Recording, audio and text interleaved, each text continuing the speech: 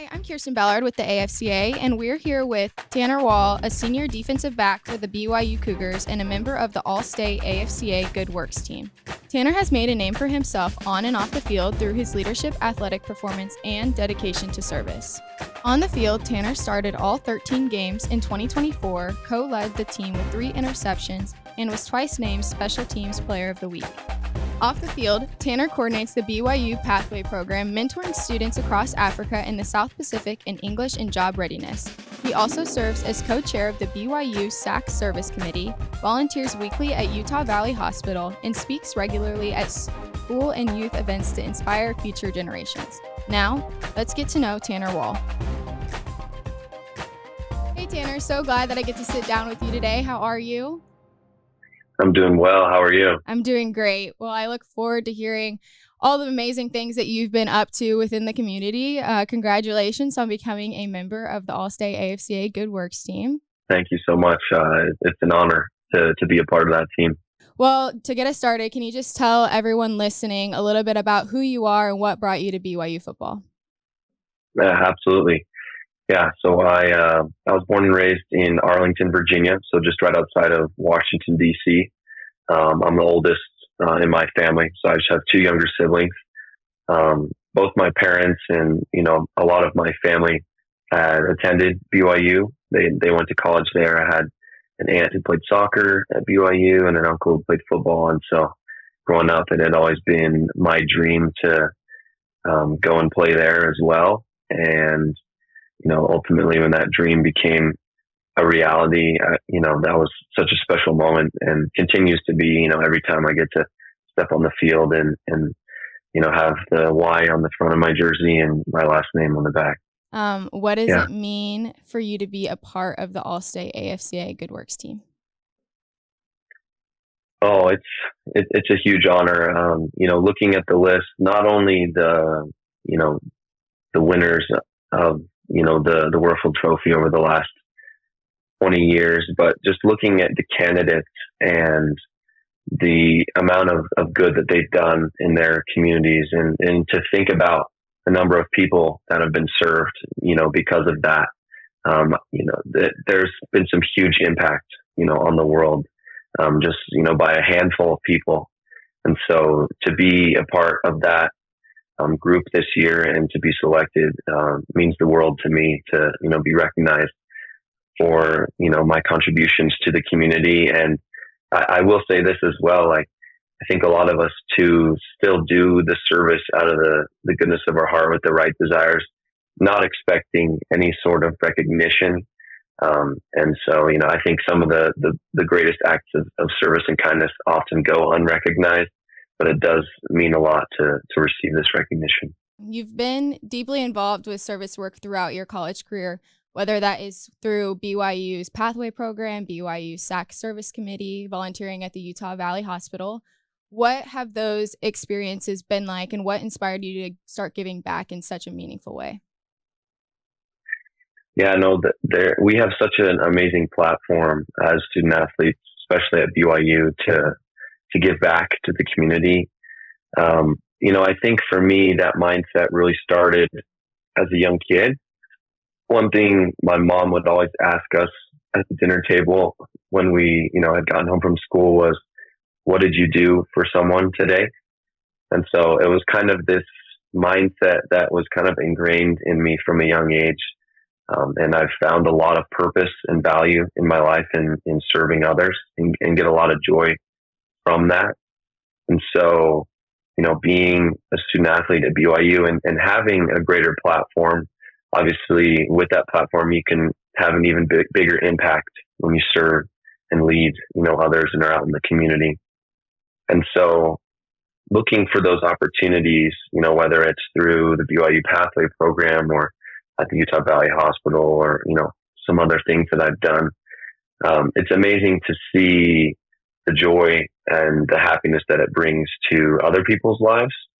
When they might be going through something difficult, or they're in a position that they might not have expected to be in, and so when you're able to kind of extend your hands to lift them up or to comfort them or to just provide a joyful, happy moment. To see the impact that it has on them just brings so much joy and happiness to me, and just makes me feel like I'm doing exactly what I'm supposed to be doing out in the world. Speaking of the BYU Pathway Program, can you tell us a little bit more about that and how it has connected you with students from Africa to the South Pacific? What's that experience been like, and why is it important to you? Yeah, of course. So this has been a really special part of my service. For those who might not know, so BYU Pathway it's basically a global online education system. So right now they have about 75,000 students worldwide. So, and it's growing so quickly. Like there's tens of thousands of more students who will be involved very soon. And these people across the globe are focusing on how they can educate themselves in order to, improve their family's life, right? That's their ultimate goal, right? They're trying to, really, in a lot of cases, lift their family out of poverty. And so one of the amazing things that we have focused on with the BYU Pathway program is empowering BYU Pathway students to receive remote employment, opportunities, right?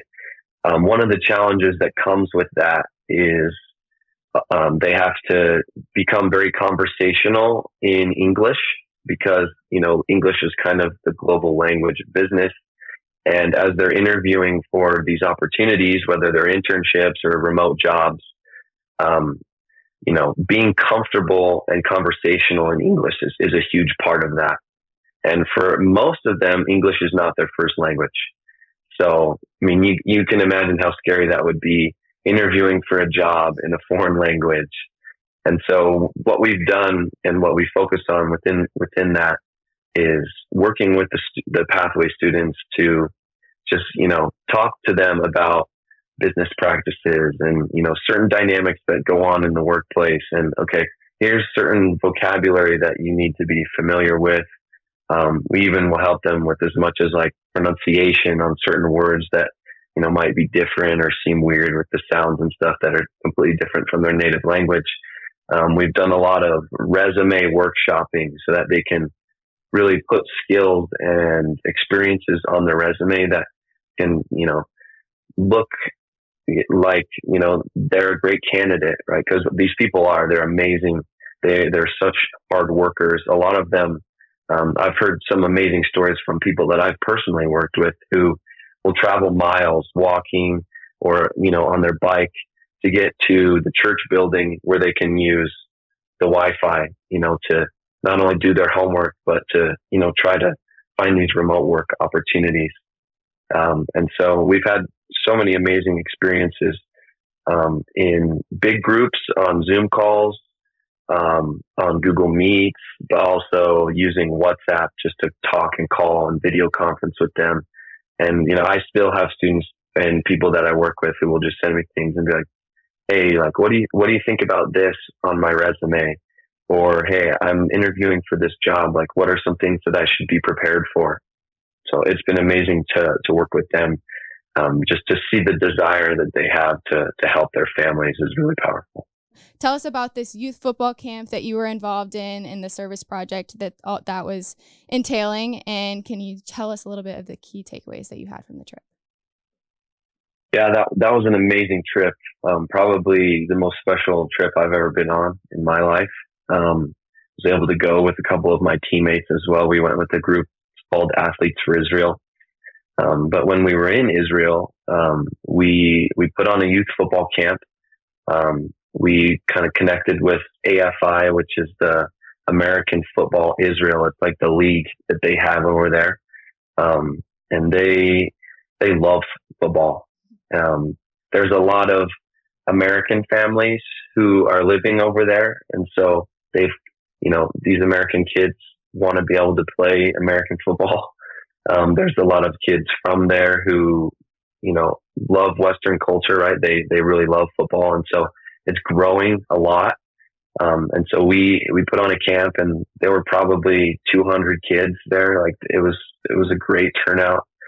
and, just teaching them skills and the little, details of the game across the different position groups. So we had 2 defensive backs go, we had a quarterback, we had an O lineman, our kicker was with us. So, we got to really mentor and teach these kids in a lot of different ways. And just seeing how much that meant to them and how much they love football. Like they want to learn, they want to improve their skills.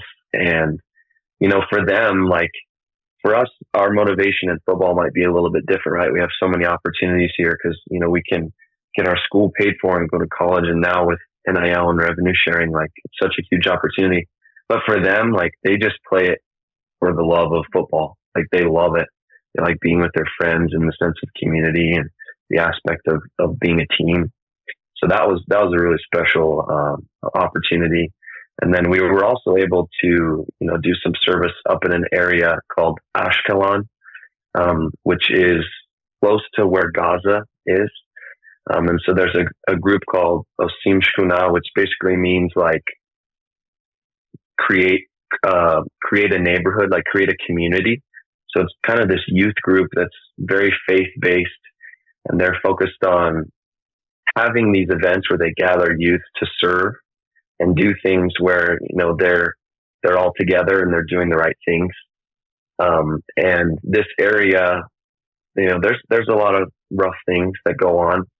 And so one of the things that we did was we were cleaning out the common space of this apartment building where there was just tons of trash and debris and other things. And so we were able to completely clean out this common area, and we planted some flower beds, and we're able to, hang out with these kids and just to hear them talk about like how their faith has inspired them and how, what was powerful for us was politics aside, regardless of, where you might lie on that spectrum. These kids, they came together and are serving their community, and we were with them doing that. And, they have similar aspirations to us in life, right? They want to be successful. They want to go to college. They want to have families. And so, being with them, there was a little bit of a language barrier, right? Some of them spoke English, the majority of them, speaking Hebrew, but we could communicate for the most part. But that was really an amazing experience. Well, obviously you're balancing a ton of demands with being a team captain, a full-time student, and just staying so active within your community. How do you balance all of that? That's a great question. A lot of people that I'm close to love to say that balance is kind of a made up thing. You never really find it. But I think really what it comes down to is, when you have your priorities straight, you always end up having time for everything that's important. And so, and I found that too, like when I focus more on other people and I focus less on myself, I feel a lot more fulfilled, and things which I'm doing and filling my time with, like, feel way more important, way more valuable. But obviously, with technology and with other things, people have a tendency to isolate themselves. And so I think just focusing on, instead of turning inward, turning outward. But yeah, those priorities of, school, football. I'm also married, so my wife and putting her first and serving her. And then, all the other things after that seem to fall into place. And if I have time for them, then I'll do them. And if I don't, then they're probably not that important. What is one piece of advice that you would give to other student athletes to get them more involved within their communities?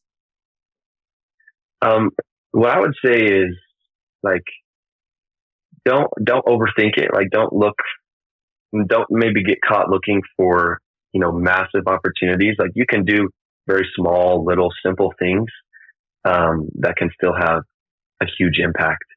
And along with that, like, instead of waiting for opportunities, just go out and create them.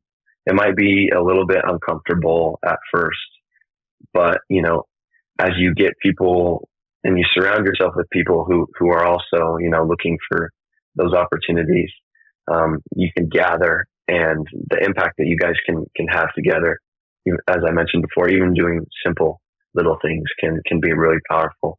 So yeah, I would say just don't be scared to get out and do whatever. If things come to your mind or you have ideas of things that you want to do, like just pursue them. Don't care about what people might think or what people might say about what you're doing. Just go out and do it. Well, Tanner, thank you so much for your time today. You are very servant-hearted and love people well, and it's evident in all the work that you have been doing. And it's really an inspiration to everyone that comes in contact with you that you use your platform as a way to fulfill your purpose and show your value. So thank you so much. Thank you so much, Kirsten. It was awesome to be with you here today. For those listening, thank you for taking the time to tune in. Be sure to stay connected as we share more conversations with members of the Allstate AFCA Good Works team.